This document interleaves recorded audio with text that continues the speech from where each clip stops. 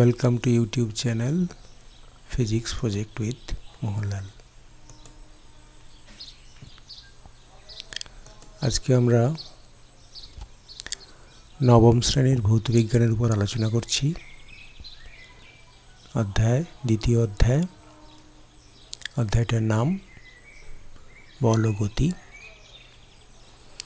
এর একটা উপ-একক স্থিতি ও গতি নিয়ে আলোচনা করব। Presented by Mohanlal Samanta, assistant teacher, Tamluk Hamilton high school, Tamluk, Purba Medinipur. এটা আমরা অনেকগুলো পার্টে ভাগ করেছি। তার প্রথম পার্ট এটা।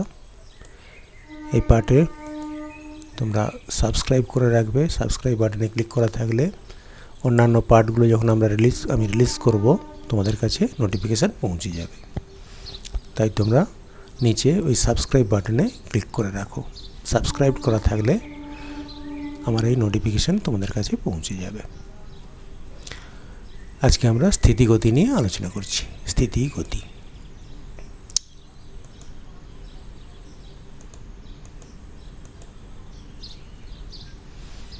প্রথমে যদি তোমাকে জিজ্ঞাসা করা হয়, এই যে গাছটা দেখছো, এটা স্থিতিশীল বস্তু না গতিশীল বস্তু জিজ্ঞাসা করা হয়, তুমি কি বলবে? হ্যাঁ, সঙ্গে সঙ্গে তোমার উত্তর হবে স্থিতিশীল বস্তু। স্থিতিশীল বস্তু, কারণ আমরা দেখতে পাচ্ছি এটা স্থির আছে, তাই তো? বেশ, আমরা নেক্সট স্লাইডে যাচ্ছি। একই রকমভাবে তোমাকে যদি জিজ্ঞাসা করা হয় যে ঘরটা কি বস্তু, স্থিতিশীল না গতিশীল? দেখতেই পাচ্ছি এটা স্থির হয়ে আছে, কোনো নড়াচড়া করছে না, তাহলে একে আমরা বলবো স্থির বস্তু, স্থিতিশীল বস্তু, তাই তো? বেশ, তাহলে একই রকমভাবে এই অ্যানিমেশনটা দেখো, একটা পাখি উড়ে যাচ্ছে, তাহলে গতিশীল, তাহলে আমরা একে বলবো গতিশীল বস্তু, তাই তো? বেশ, তাহলে নেক্সট, অ্যাকুয়ারিয়ামের মধ্যেই যে মাছগুলো ঘোরাফেরা করছে আমরা দেখতে পাচ্ছি, তাহলে একে আমরা কি বলবো? গতিশীল বস্তু, তাই তো? ঠিক, তোমার উত্তর হচ্ছে গতিশীল বস্তু। তাহলে যে চারটি উদাহরণ আমরা দেখলাম একটা স্লাইডেই দেখে নিই। দেখো, গাছ, বাড়ি, ঘর বাড়ি, এগুলোকে আমরা বলছি স্থিতিশীল বস্তু। আর উড়ন্ত পাখি, অ্যাকুয়ারিয়ামের মধ্যে মাছ, এরা নড়াচড়া করছে, চলাফেরা করছে, এদেরকে আমরা বলছি গতিশীল বস্তু, কি তাই তো? আচ্ছা, কিন্তু একটু ভালো করে ভেবে দেখো তো আমার উত্তরটা ঠিক হয়েছে কিনা। আচ্ছা দেখো, আমি নেক্সট স্লাইডে যাচ্ছি, তোমাকে এটা কোথায় ভুল হয়েছে আমার উত্তর কিন্তু আলাদা।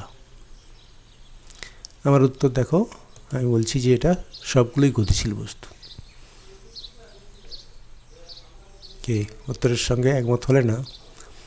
তুমি তো অবশ্যই বলবে যেটা আমরা স্থির দেখতে পাচ্ছি স্থিতিশীল বস্তু, এটাও স্থির দেখতে পাচ্ছি স্থিতিশীল বস্তু, এটা নাহলে গতিশীল দেখতেই পাচ্ছি, এতে কোনো ডাউট নেই, কিন্তু এই দুটো কী করে গতিশীল বস্তু হয়, তাই তো? আচ্ছা, দেখে নাও আমার উত্তরের সমর্থনের যুক্তি। আমরা এই যে গাছ দেখতে পাচ্ছি, ঘরবাড়ি দেখতে পাচ্ছি, পাখি, অ্যাকোয়ারিয়াম, এরা কার উপর আছে?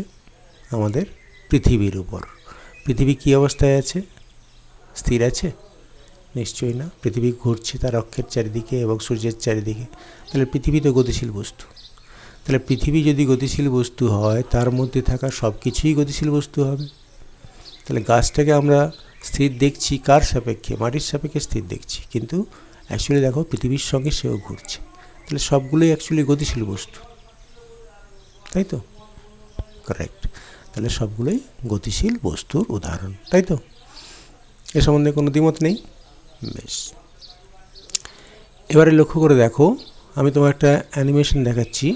এই অ্যানিমেশন দেখে তুমি বলো তো এটা স্থিতিশীল বস্তু, এই যে অংশ দেখতে পাচ্ছ, এটা স্থিতিশীল না গতিশীল বস্তু? তোমার ক্ষেত্রে অসুবিধা হচ্ছে বলতে, কারণ এটা স্থির না গতিশীল বুঝতে পারছি না, তাই না? বেশ, এটাকেই আমি পাশাপাশি একটা বস্তু রেখে দিলে তুমি দেখো, লক্ষ্য করো, বুঝতে পারবে এটা স্থিতিশীল না গতিশীল। ঠিক আছে, এটা অ্যাকচুয়ালি মুভ করছে, তুমি বুঝতে পারছো না, পাশাপাশি কিছু নেই বলে মুভমেন্টটা বুঝতে পারছো না। সময়ের সাপেক্ষে দেখছি কিন্তু পাশাপাশি কিছু বস্তু নেই, তাই চেক করতে পারছি না। পরের স্লাইডে দেখো, এটাকেই আমি পরের স্লাইডে দেখাচ্ছি। দেখো সেই একই জিনিস, শুধু এই বস্তুটাকে আমি এক্সট্রা দিয়ে দিয়েছি। দেখো লক্ষ্য করে এই অবস্থান দেখো, আস্তে আস্তে দেখো ডান দিকে সরে যাচ্ছে, ধীরে ধীরে সরে যাচ্ছে, দেখতে পাচ্ছ? তাহলে এটা গতিশীল বস্তু, যেটা আগেরটা বুঝতে পারছিলাম না। কেন বুঝতে পারছিলাম না? এই নির্দেশ বস্তুটা ছিল না বলে। এই বস্তুটা ছিল না বলে আমার দেখতে খুব অসুবিধা হয়েছিল।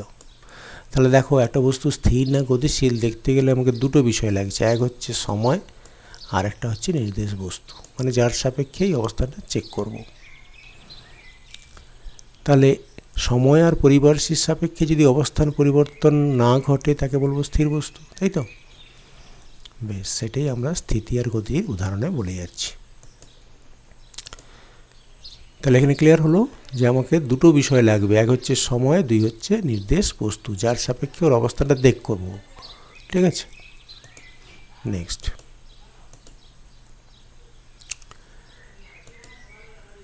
তাহলে স্থিতি দেখো, যেটা আমরা একটুখানি বললাম, সেটা হচ্ছে কি এই সময় আর পারিপার্শ্বিক সাপেক্ষে কোনো বস্তু যদি অবস্থান পরিবর্তন না হয় তাহলে তাকে আমরা বলবো স্থিতিশীল বস্তু। কি সময় আর পরিপার্শ্ব এদের সাপেক্ষে যদি পরিবর্তন না হয় তাকে বলা হয় স্থিতিশীল বস্তু।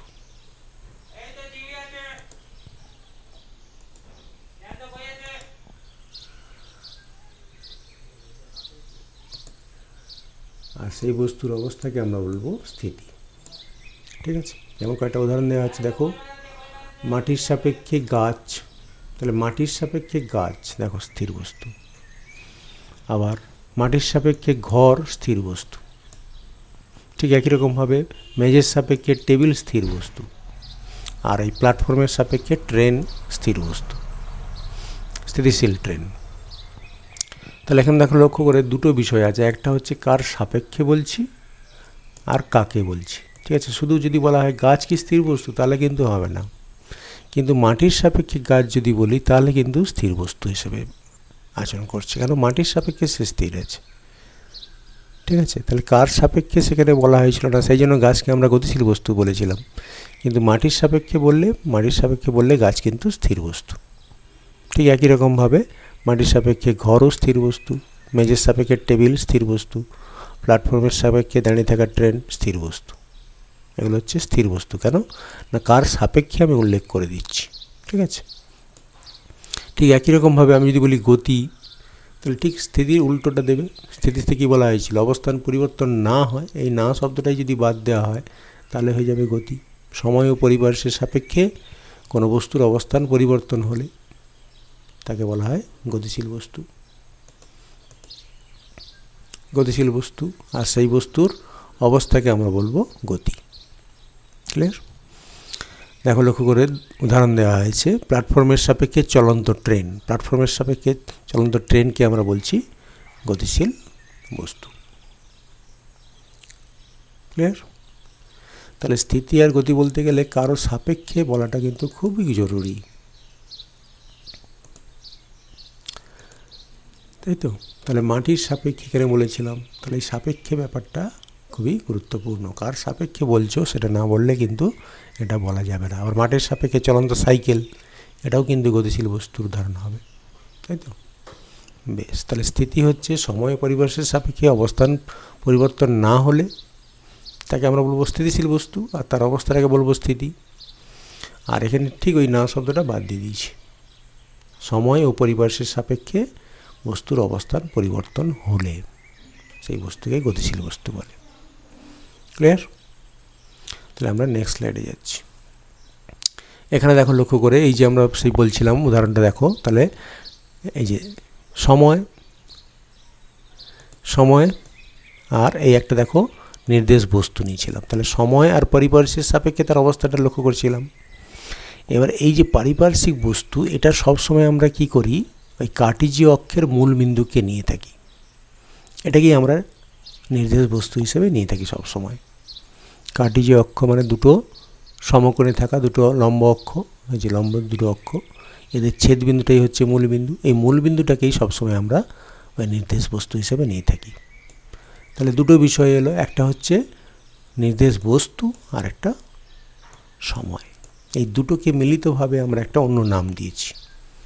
তাহলে যার অবস্থানটা দেখব সবসময় এই মূলবিন্দুর সাপেক্ষে দেখব আর সময়ের সাপেক্ষে দেখব। এক সময় ধরো t=0 সেকেন্ডে দেখলাম, আবার t=1 সেকেন্ডে দেখব, আবার t=2 সেকেন্ডে লক্ষ্য করব। তাহলে পরপর সময় দেখে যাব। তাহলে সময়টা লাগছেই, তার সঙ্গে সঙ্গে নির্দেশ বস্তু লাগবে। এবার নির্দেশ বস্তুটাকে আমরা কার্টেজীয় মূলবিন্দু সবসময় ধরে থাকি, এটা সুবিধা হয়। আমার উপযুক্ত মূলবিন্দু নেব, যেখানে আমার সুবিধা হবে যেটা নিলে সেইভাবে মূলবিন্দুটা নেব। তাহলে কারো অবস্থান বর্ণনা করতে গেলে দুটো খুবই গুরুত্বপূর্ণ, এক হচ্ছে সময় আর একটা হচ্ছে কার্টেজীয় অক্ষের মূলবিন্দু। ঠিক আছে, এই দুটোকেই আমরা কিন্তু একসঙ্গে একটা অন্য নাম দিই, সেটা হচ্ছে নির্দেশ তন্ত্র। দেখো নির্দেশ বস্তু, তাহলে যার সাপেক্ষে আমরা স্থিতিগতি পর্যালোচনা করছি, এই যার সাপেক্ষে স্থিতি ও গতি পর্যালোচনা করছি তাকে বলছি নির্দেশ বস্তু। সেখানে সেই যে তীর চিহ্নটা ছিল, তীর চিহ্নের সাপেক্ষে করছিলাম, তাহলে তীর চিহ্নটাকে আমরা বলছিলাম নির্দেশ বস্তু, তাই তো? যেমন মাটির সাপেক্ষে গাছ স্থির বস্তু, তাহলে এখানে মাটি হচ্ছে নির্দেশ বস্তু, কারণ মাটির সাপেক্ষে বলা হচ্ছে। প্ল্যাটফর্মের সাপেক্ষে চলন্ত ট্রেন, তাহলে প্ল্যাটফর্মটা সেখানে নির্দেশ বস্তু হবে। ক্লিয়ার? বেশ, আমরা নেক্সট পার্টে যাচ্ছি।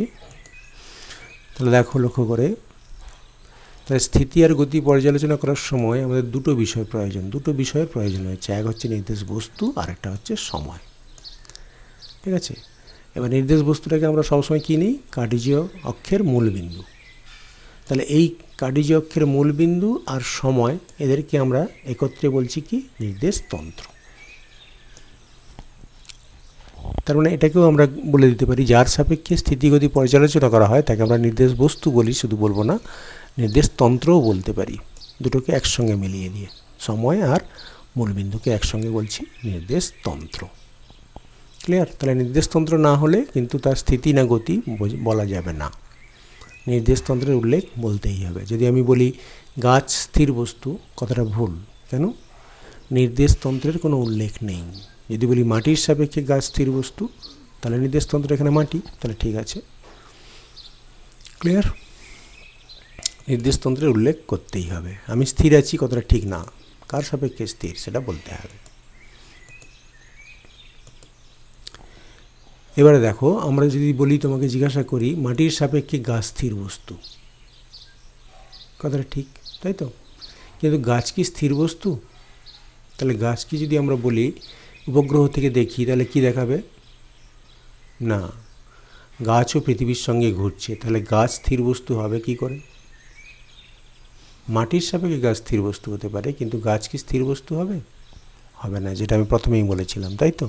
কারণ পৃথিবীর সঙ্গে সঙ্গে, পৃথিবীর ঘূর্ণনের সঙ্গে সঙ্গে গাছও ঘুরছে, তার মানে গাছ কি করে স্থির বস্তু হবে? তাহলে দেখো, আমরা যদি একটা নতুন টার্ম বলি যে পরম স্থির বা চরম স্থির, তাহলে এখানে দেখো গাছকে লক্ষ্য করছিলাম, মাটির সাপেক্ষে তাকে স্থির দেখাচ্ছে, কিন্তু অন্য গ্রহের সাপেক্ষে লক্ষ্য করলে সে গতিশীল। তাহলে এমন কোনো একটা বস্তু খুঁজে পাওয়া যাবে কি যেটা যে কোনো নির্দেশতন্ত্রের সাপেক্ষে স্থির? সেই ধরনের বস্তুকে আমরা বলবো পরম স্থির বস্তু। এটা মহাবিশ্বের কোনো জায়গায় পাওয়া যাবে না। কেন বলো তো? পরম স্থির চরম বস্তু সাপেক্ষে কোনো বস্তুর গতিকে আমরা তাহলে পরম গতি বলবো। যেহেতু পরম গতি বাস্তবে হচ্ছে না, পরম স্থিতি বাস্তবে নেই, তাহলে পরম গতিও হবে না। সকল নির্দেশতন্ত্রের সাপেক্ষে স্থির থাকতে হবে তাকে, তাহলেই তাকে আমরা বলবো পরম স্থিতি। এখানে গাছ কি পরম স্থিতিতে আছে? গাছ পরম স্থিতিতে নেই। কেন? মাটির সাপেক্ষে স্থির, কিন্তু উপগ্রহের সাপেক্ষে দেখো সে গতিশীল। তাহলে উপগ্রহের সাপেক্ষে যেহেতু গতিশীল হয়ে যাচ্ছে, তাহলে কি আমরা পরম স্থিতি বলতে পারবো না। তাহলে এমন একটা বস্তু খুঁজে দেখো যেখানে যার সাপেক্ষেই তাকে লক্ষ্য করো না কেন সে স্থির, তাই তো? এরকম কোনো মহাবিশ্বে পাবে কি? মহাবিশ্বে এরকম কোনো বস্তু তুমি পাবে না। কেন পাবে না? আমি স্লাইডটা দেখাচ্ছি, দেখো। পরম স্থির মানে সবার সাপেক্ষে সে স্থির থাকবে। প্রথমেই দেখো পৃথিবী ঘুরছে, তাহলে পৃথিবী যদি ঘুরতে থাকে, তাহলে পৃথিবীর মধ্যে থাকা সকল বস্তুই কী হবে? গতিতে আছে, ঠিক? তাহলে পরম স্থির বস্তু, এখানে পৃথিবীতে কোনো বস্তুই পরম স্থির বস্তু হবে না। ঠিক একই রকমভাবে আমরা যদি সৌরজগতের কথা ভাবি, সৌরজগতের সমস্ত গ্রহ নক্ষত্র সূর্য গতিশীল অবস্থায় আছে, তাহলে এদেরকেও আমরা কাউকে পাবো না যে পরম স্থির বস্তু। একই রকমভাবে তুমি যদি পুরো গ্যালাক্সির কথা ভাবো, গ্যালাক্সিতে সমস্ত নক্ষত্র সব নিয়ে তারা সব গতিশীল অবস্থায় রয়েছে, তাহলে পুরো ইউনিভার্সটাই কিন্তু গতিশীল অবস্থায় রয়েছে। তাহলে ইউনিভার্সের কোনো বস্তুকেই আমরা পরম স্থিতিশীল বস্তু বলতে পারবো না। তার মানে মহাবিশ্বে পরম স্থির বস্তুর কোনো অস্তিত্ব নেই। ক্লিয়ার? তাহলে আমি যখন পরম স্থির অস্তিত্ব পাচ্ছি না, তাহলে পরম গতিও পাবো না। কারণ কি, দেখো সবাই গতিশীল, কোনো বস্তুই স্থির বলে নেই, পরম স্থির বলে কিছু নেই তো। তাহলে পরম স্থির বস্তুর সাপেক্ষে কারো গতি আমি পর্যালোচনা করার সুযোগই পাবো না, কারণ পরম স্থির বস্তুই তো নেই। ক্লিয়ার? তাহলে বাস্তবে দেখো সব বস্তুই কিন্তু অ্যাকচুয়ালি গতিশীল, তাই তো? তাহলে মহাবিশ্বে কোনো পরম স্থির বস্তুর অস্তিত্ব নেই। ক্লিয়ার? বেশ, আমরা নেক্সট স্লাইডে যাচ্ছি। তাহলে লক্ষ্য করে দেখো, আমরা যেই গতিগুলো লক্ষ্য করি, তাহলে মহাবিশ্বে পরম স্থির বস্তুর অস্তিত্ব নেই, যেটা আগের স্লাইডেই বললাম। তাহলে আমাকে ব্যাখ্যা করতে হবে সকল গতি কী ধরনের, আপেক্ষিক কিনা। আমরা দেখো লক্ষ্য করে এই গতিশীল বস্তু, একটি গতিশীল বস্তুর সাপেক্ষে অন্য একটা গতিশীল বস্তুর গতি লক্ষ্য করি। কেন? মহাবিশ্বের সবাই তো গতিশীল। তাহলে আমি এখানে ট্রেনটাকে দেখছি স্থির বলে, কিন্তু ট্রেনটা আদৌ স্থির নয়, ট্রেনটা গতিশীল বস্তু, তাই না? তাহলে একটা গতিশীল বস্তুর সাপেক্ষে অন্য একটা গতিশীল বস্তুর গতি যখন পর্যালোচনা করি, তাকে আমরা বলি আপেক্ষিক গতি, তাকে বলি আপেক্ষিক গতি। তাহলে বাস্তবে সবাই তো গতিশীল, তাহলে সব গতি কী হবে? সব গতি আপেক্ষিক হবে। তাহলে এটাকে ব্যাখ্যা করার জন্য আমি একটা উদাহরণ দিচ্ছি, লক্ষ্য করো। সেই উদাহরণটা দিলে এটা তোমাদের কাছে ক্লিয়ার হবে। দেখো, দুটো ট্রেন পাশাপাশি সমবেগে গতিশীল। দুটো ট্রেন যদি সমবেগে পাশাপাশি গতিশীল হয়ে যায়, তাহলে একটা ট্রেনের সাপেক্ষে অন্য ট্রেনের যাত্রীকে কী দেখাবে? স্থির। কিন্তু প্ল্যাটফর্মের সাপেক্ষে তারা গতিশীল। তাহলে দেখো, নির্দেশতন্ত্র পাল্টে গেলে গতিটাও পাল্টে যায়, তাই তো? তাহলে ট্রেনটাকে আমি দেখছি এই ট্রেনের সাপেক্ষে ওই ট্রেনের বস্তুকে স্থির দেখছি, কিন্তু দেখো এই ট্রেনেরটাও তো গতিশীল। তাহলে একটা গতিশীল বস্তুর সাপেক্ষে অন্য একটা বস্তুর গতিকে লক্ষ্য করছি, এটাই হচ্ছে আপেক্ষিক গতি। আর একটা উদাহরণ দিচ্ছি পরের স্লাইডে। দেখো, একটা ট্রেন সমবেগে গতিশীল। তাহলে ট্রেনের মধ্যে যদি দুটো যাত্রী থাকে, তা এক যাত্রী অন্য যাত্রীকে কী দেখবে? স্থির। কিন্তু প্ল্যাটফর্মে বসে থাকা যাত্রী তাদেরকে কী দেখবে? গতিশীল। তাহলে দেখো, গতিগুলো সব আপেক্ষিক হয়ে যাচ্ছে। কার সাপেক্ষে দেখছো সেই অনুযায়ী কিন্তু রেজাল্ট আসবে, স্থির হচ্ছে না গতিশীল হচ্ছে সেটা লক্ষ্য করছি। কিন্তু পরম স্থিতিশীল বস্তু নেই বলেই সব গতিগুলোই হচ্ছে আপেক্ষিক। ক্লিয়ার? এই ভিডিওটা তোমরা দেখো, এখানে দেখো, এই প্ল্যাটফর্মে বসে আছে। তাহলে প্ল্যাটফর্মে বসে আছে মানে প্ল্যাটফর্মের সাপেক্ষে এরা স্থির। তাহলে এ কী করছে? ট্রেনের মধ্যে থাকা দুজনকে কী দেখছে? গতিশীল দেখছে, গতিশীল অবস্থায় দেখতেছে, তাই তো? কিন্তু ট্রেনের মধ্যে থাকা দুজন একজন আরেকজনকে কী দেখবে? একজন আরেকজনকে স্থির দেখছে, তাই তো? তাহলে লক্ষ্য করে দেখো, এর সাপেক্ষে দুজনেই গতিশীল, কিন্তু একজনের সঙ্গে ট্রেনের মধ্যে এইজনের সাপেক্ষে ওইজন কিন্তু স্থির, তাই তো? তাহলে লক্ষ্য করে দেখো, আমরা কী ব্যাপারটা বলছি, সমস্ত গতিগুলো কি আপেক্ষিক। কার সাপেক্ষে লক্ষ্য করছি সেই অনুযায়ী কিন্তু উত্তরটা হবে। ক্লিয়ার? তাহলে প্ল্যাটফর্মে যে বসে আছে তার সাপেক্ষে লক্ষ্য করলে সেই মেয়েটি স্থির, গতিশীল। আবার এই লোকটির সাপেক্ষে দেখো সেই মেয়েটি কিন্তু স্থির। তাহলে একই বস্তু দুজনের সাপেক্ষে লক্ষ্য করছি, দুরকম আসতেছে। কেন এটা হচ্ছে না? সবাই তো গতিশীল, কার সাপেক্ষে লক্ষ্য করব সেই অনুযায়ী অ্যান্সার। তাহলে মহাবিশ্বে যেহেতু স্থির বস্তু নেই, তাহলে পরম গতি বলে কিছু থাকবে না, সব গতি হবে আপেক্ষিক। আপেক্ষিক মানে কি? অ্যাকচুয়ালি একটা গতিশীল বস্তুর সাপেক্ষে অন্য একটা গতিশীল বস্তুর গতি, তাই তো? মহাবিশ্বে তো সবাই গতিশীল, তাই না? তাহলে পরম স্থির বলে কিছু নেই তো। ক্লিয়ার? বেশ, তাহলে স্থিতি, গতি, পরম স্থিতি, পরম গতি, আর এগুলো আমরা আলোচনা করলাম। তাহলে আমাদের এখানে প্রশ্নগুলো যেগুলো আসছে সেগুলো দেখো, লক্ষ্য করে। স্থিতি কি? স্থিতি কি না, সময় ও পরিবেশের সাপেক্ষে কোনো বস্তুর অবস্থান যদি পরিবর্তন না হয় তাকে আমরা বলবো স্থির বস্তু, তার অবস্থাকে বলবো স্থিতি। যেমন উদাহরণ কি দিলাম? উদাহরণ দিলাম মাটির সাপেক্ষে গাছ, মাটির সাপেক্ষে ঘরবাড়ি, এগুলো হচ্ছে স্থির বস্তু। আর স্থিতিশীল বস্তু কি বলে দিলাম। পরম স্থিতি কি? পরম স্থিতি হচ্ছে যে কোনো নির্দেশতন্ত্রের সাপেক্ষে কোনো বস্তু স্থির থাকলে তাকে আমরা বলবো পরম স্থিতি। এর উদাহরণ কি? এটা মহাবিশ্বে পাওয়া যাবে না, কারণ এরকম কোনো বস্তুই নেই যে সকলের সাপেক্ষে স্থির অবস্থায় আছে। গতি কি? তাহলে স্থিতি জানলে গতি তার উল্টো গতিশীল বস্তু কি? উদাহরণ দাও। নির্দেশতন্ত্র কি? তাহলে যার সাপেক্ষে কোনো বস্তু স্থিতি বা গতি পর্যালোচনা করা হয় তাকে বলা হচ্ছে নির্দেশতন্ত্র। উদাহরণ কি দিবে? না মাটির সাপেক্ষে গাছ স্থির, তাহলে মাটি হচ্ছে নির্দেশতন্ত্র। সকল গতি আপেক্ষিক, সুন্দর করে ব্যাখ্যা করলাম। মূল কথাটা বলবে এইটা, যেহেতু পরম স্থিতি বলে কিছু নেই, তাহলে পরম স্থিতি যদি না থাকে তাহলে পরম গতিও থাকবে না। তাহলে সব গতি কী হবে? একটা গতিশীল বস্তুর সাপেক্ষে অন্য একটা গতিশীল বস্তুর গতি, সেটাই হবে আপেক্ষিক গতি। ক্লিয়ার? তাহলে আমরা দ্বিতীয় অধ্যায়ের স্থিতিগতি অংশটা জানলাম। যদি কোনো কোশ্চেন থাকে কমেন্ট বক্সে জানাবে। ওকে, এখানে জানলাম এই সমস্ত প্রশ্নগুলো জেনে গেছি।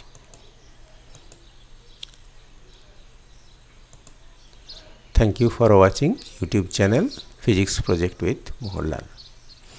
আমরা নেক্সট পার্টে যাব, তার পরের পার্টে তোমরা সাবস্ক্রাইব বাটনে ক্লিক করে রাখবে, তাহলে পরের পার্টের নোটিফিকেশান তোমাদের কাছে পৌঁছে যাবে। Thank you.